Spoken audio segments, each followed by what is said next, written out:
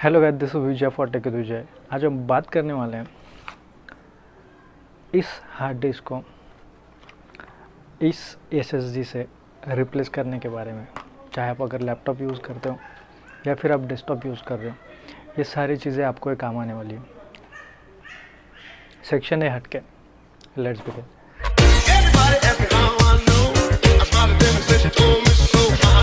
आप जब भी कोई एसएसडी या फिर नई एचडीडी खरीदते हो तो वो सीधा डायरेक्टली कनेक्ट नहीं होती। जो भी सारी बेसिक सी प्रॉब्लम मुझे आई थी वो सारी प्रॉब्लम मैंने एक्सप्लेन कर दी इस वीडियो के अंदर। सबसे बढ़िया बात इस वीडियो के अंदर आपको देखने को ये मिलेगी कि आपको सारी चीज़ एकदम डिटेल में बताई गई है। और सबसे बढ़िया चीज़ कि हार्ड डिस्क को अगर आपको रिप्लेस करना है एसएसडी से तो थोड़ा सा प्रोसेस अलग हो सकता है, लेकिन जो सारी बेसिक चीज़ें हैं, जो इम्पोर्टेंट चीज़ें हैं, वो सारी मैंने इस वीडियो के अंदर कवर करी हुई है। तो चलिए शुरू करते हैं। तो सबसे पहले आपको चाहिए होगा आपके नया एसएसडी SATA to USB 2.0 या फिर 3.0। 3.0 होता है तो बेटर है, क्योंकि अगर डेटा होगा तो ये टाइम कंज्यूमिंग नहीं होगा।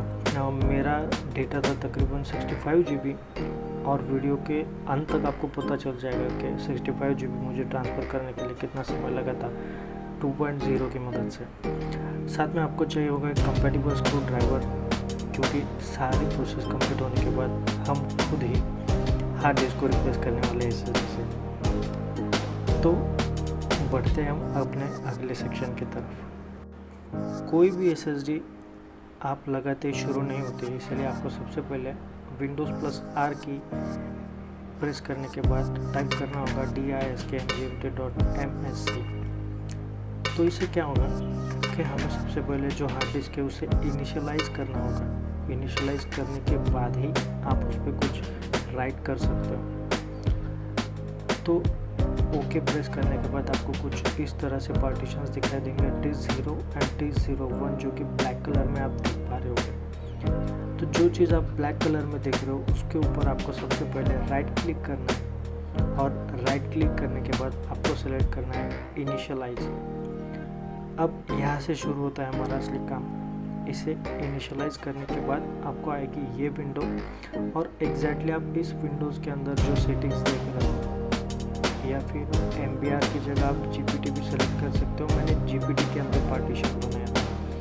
तो ये होने के बाद आपका डिस्क जो है वो शुरू हो जाता है, और आपको डाउनलोड करना है मैक्रियम रिफ्लेक्ट, जैसे कि आप यहाँ तस्वीरों में देख पा रहे हो।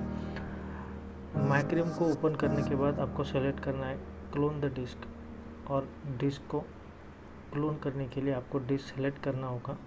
और डिस्क सेलेक्ट करने के बाद आपको जो सारे ऑप्शंस जो दिखाई दे रहे हैं ऊपर की डिस्क के अंदर, जो कि आपकी पुरानी वाली डिस्क है, और जो नीचे की डिस्क है वो आपकी नई वाली डिस्क होगी, जो कि हम एसएसडी कहेंगे। तो आपको सबसे पहले जो भी सारे छोटे पार्टीशंस है उनको खींच के माउस से ड्रैग करके लेके जाना है नीचे की तरफ, और आखिर में सबसे आखिर में जो आपका विंडोज़ का पोर्शन होता है उसे ड्रैग कर लेना है। मेरी पहली वाली एसएसडी थी 1 TB की, और अब मैं इसे ट्रांसफ़र कर रहा हूँ 250 एसएसडी के अंदर। माफ़ कीजिएगा, पहली वाली मेरी HDD थी।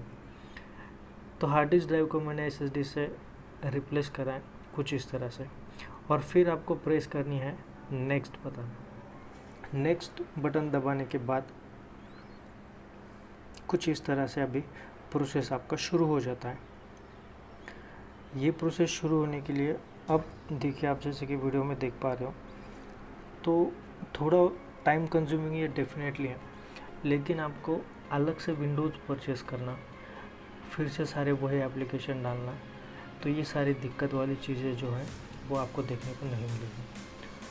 मैक्रियम रिफ्लेक्ट के बारे में मैं आपको बता दूं, इंस्टॉल करते वक्त आपने इसे होम एडिशन के अंदर इंस्टॉल करना है। आपको 30 डेज़ का ट्रायल मिलेगा, और अब इसे तब भी इंस्टॉल करना जब आपकी सारी चीज़ें रेडी हो, ताकि 1 महीने का ट्रायल जो है वो ट्रायल पीरियड के अंदर ही आपका काम हो जाए।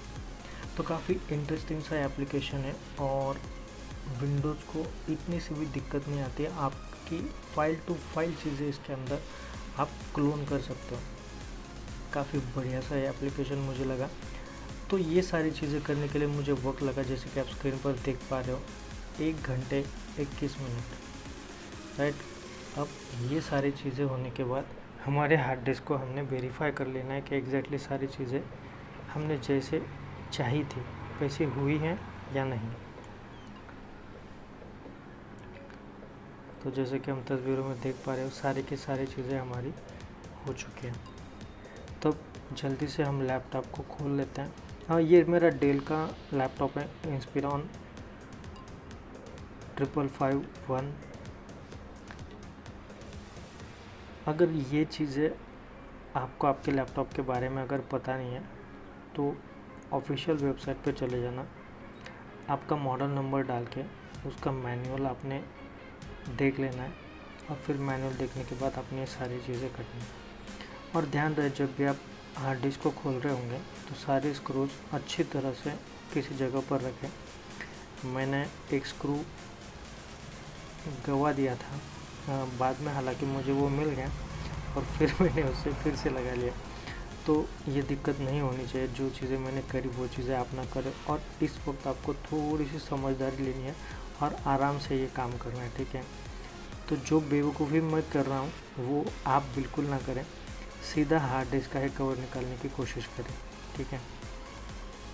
तो हम जल्दी से अभी हार्ड डिस्क को निकाल लेते हैं और हार्ड डिस्क को निकालने के बाद हम इसके अंदर एसएसडी को फिट कर देंगे। ये थोड़ा हार्ड है निकालने के लिए, और जो कवर होता है ना हार्ड डिस्क का डेल के लैपटॉप के अंदर वो काफ़ी डेलिकेट है, तो मुझे ज़्यादा ध्यान से ये सारी चीज़ें करनी पड़ रही थी।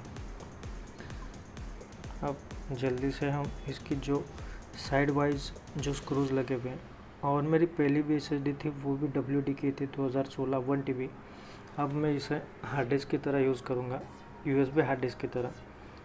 मैं एक्चुअली एक नया USB हार्ड डिस्क लेने वाला था, तो फिर मैंने सोचा कि 4000 रुपये वैसे भी खर्च करने हैं तो लैपटॉप भी फास्ट हो जाएगा और मेरी सारी चीज़ें एक जगह पे आ जाएगी। इसीलिए मैंने SSD का प्लान बना और मेरी एक वीडियो भी बन गई।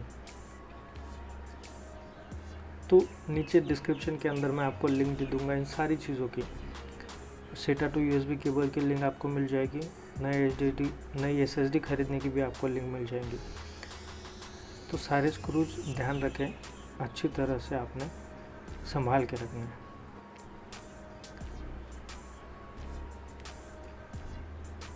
काफ़ी ध्यानपूर्वक आपको ये सारी चीज़ें करनी होगी। अगर थोड़ी सी भी आपसे गलती हो जाती है तो काफ़ी महंगी हो सकती है गलती।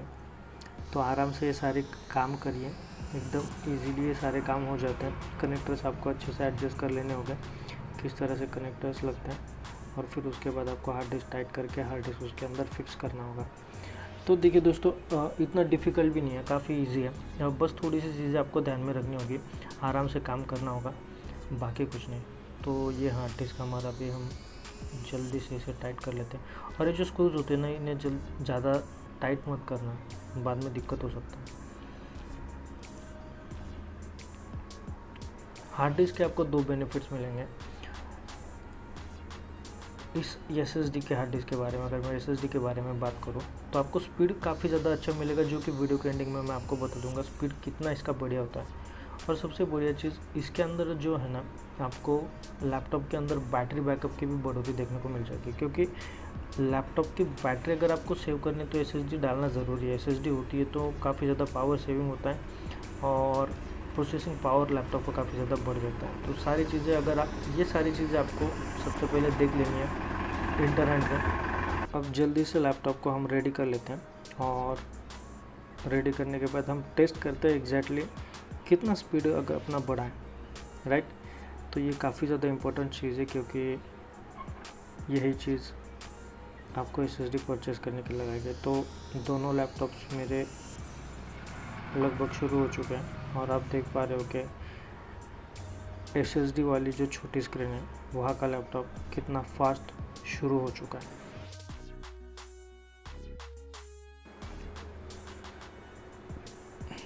अब देखिए इसका वेलकम स्क्रीन भी जल्दी से नहीं आ रहा है, जो कि ओल्ड हमारे SSD थे उसके अंदर। तो ये सारी दिक्कतें मुझे फेस करनी पड़ रही थी, और ये सारी दिक्कतें आपके लिए मैं वीडियो भी बना चुका हूँ। इन दिक्कतों से मैं अभी दूर भी हो चुका हूँ।